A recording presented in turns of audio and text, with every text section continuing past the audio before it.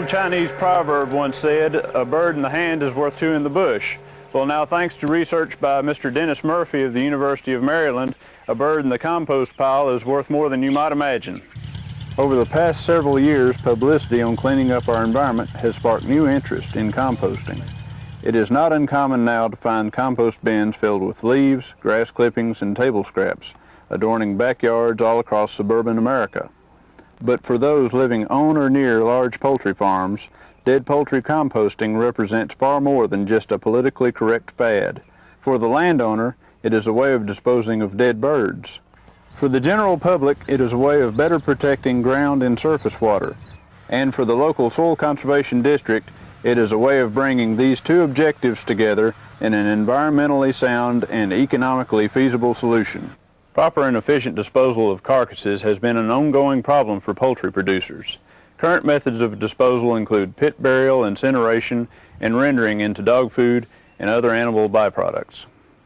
In dead poultry composting, a prescribed mixture of dead chickens, poultry litter, straw, and water are combined in proper layers and proportions.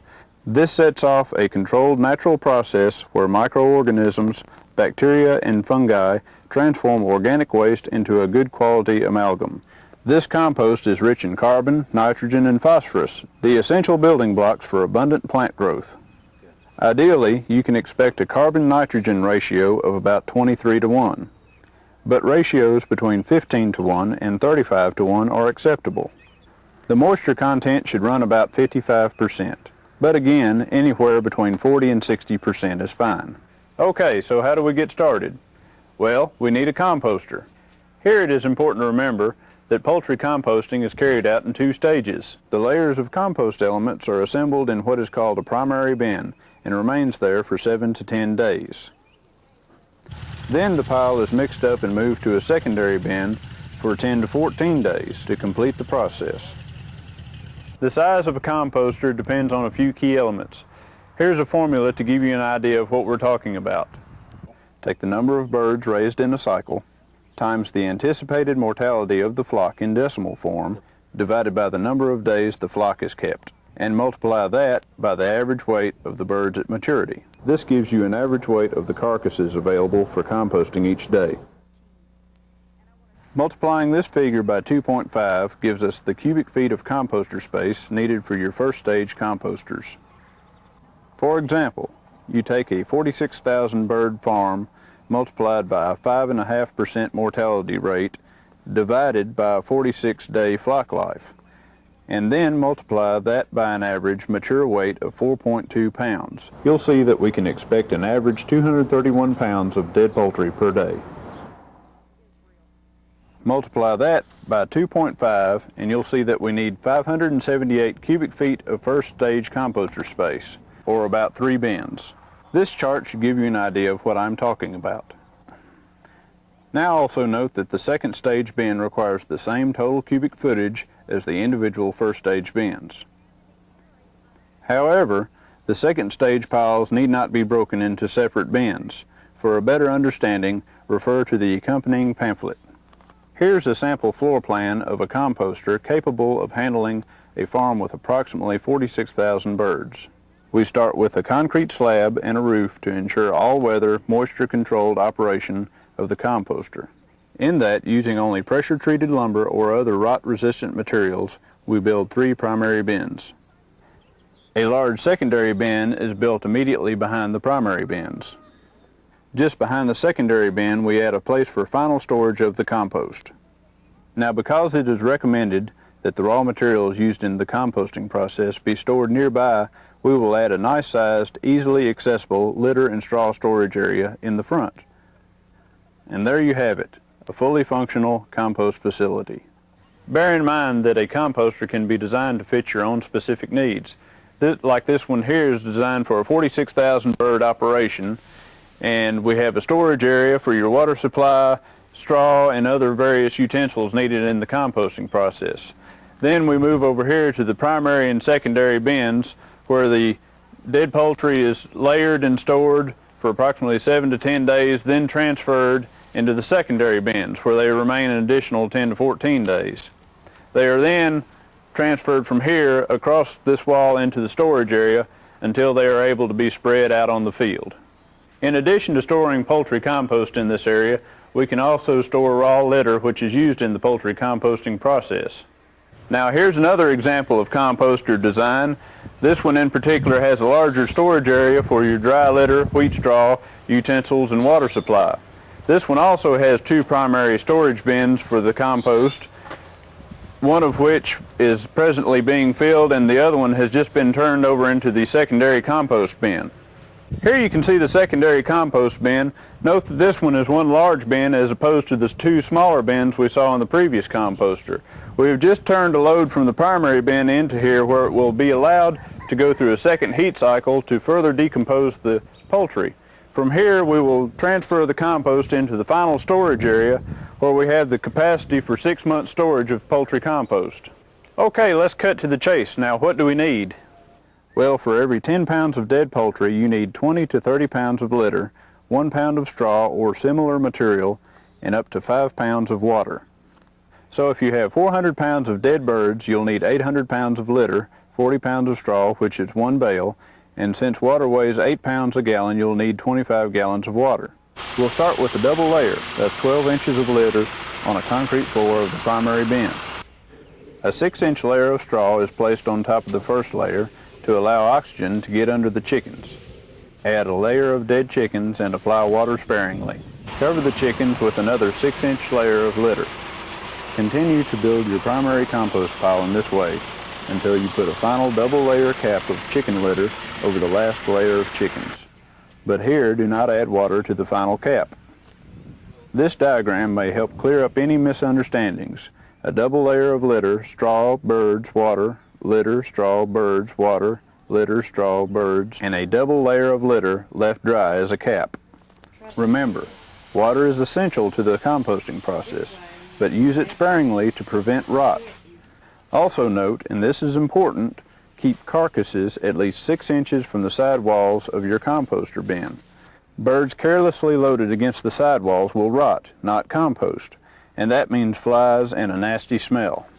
Which brings up the point of odor and insects. Now I know what you are thinking, poultry litter, poultry carcasses, the smell must be awful and the insect problem too. Well, quite the opposite is true in the composting process. Through the combined effects of temperature and time, fly larvae, bacteria, and viruses are destroyed. Once the compost bin is full, temperatures within the pile should reach a high of between 130 and 150 degrees in 7 to 10 days. It is this high temperature that pasteurizes the compost. You can monitor your bins with a 36-inch probe-type thermometer like this one. Just stick it down into the center of the pile to check your reading. When the temperature peaks, it is time to move on to the second stage. As this front-end loader moves the composting material from the primary bin to the secondary bin, notice that the bucket is raised high to drop the material into the bin. This is done to thoroughly mix the materials and to improve aeration. Now the bacterial activity and heating process will start all over in the secondary bin. Monitor the temperature in the second stage bin just as you did in the primary bin. The thermometer should peak between 130 and 150 degrees in 5 to 10 days. Now if your compost fails to heat up or begins to stink, it's probably because the pile is too wet. This can be remedied by adding litter to the mix. This should restart the composting action and get you going again. Well, there you have it, dead poultry compost. The final step is to store the nutrient-rich compost in a manure storage shed or pile outside. But if you store it in a pile outside, be sure to cover it. Rain can serve to leach the valuable nutrients from your compost. Loading and managing your composter on a broiler farm with 100,000 birds should only take about 20 minutes a day. But of course, this does not include the time to collect the carcasses. Okay, so now you've got all this beautiful rich compost. So how do you use it? Easy. During the planting season, use the same guidelines used for applying poultry manure. Compost gives a double advantage to your fields, adding both fertilizer to enrich the soil and organic matter to increase the ground's water-holding ability and permeability. This allows for better root growth and overall plant production. Land application like fertilizer should balance the nutrient content of the compost with the nutrient needs of the crops. You can figure that a ton of compost provides approximately 44 pounds of total nitrogen, 66 pounds of phosphate, and 48 pounds of potash. But these figures may vary, so regular analysis is recommended. Apply the compost as close to the planting season as possible. For row crops, incorporate it with normal tilling operations. Cool season perennials like grass pastures and hay fields need early fall and late winter applications. Here is a chart you can use as a guide to help figuring application rates. Generally speaking, 50 to 65% of the total nitrogen will be available during the growing season, and about 80% of the phosphate and potash. Probably the biggest problem in the application process of organic materials is over-application. This is not only wasteful of potential plant nutrients, but it can also burn your fields and result in excessive levels of nitrogen and phosphorus in the soil. These can then be lost to surface water and run off into our streams. Good soil conservation practices should be followed to prevent this. Well, that's dead poultry composting in a nutshell. Or would that be an eggshell? Well, anyway, here's the high points to remember. Use only pressure-treated lumber or other rot-resistant materials. Dead poultry composting is carried out in 2 stages.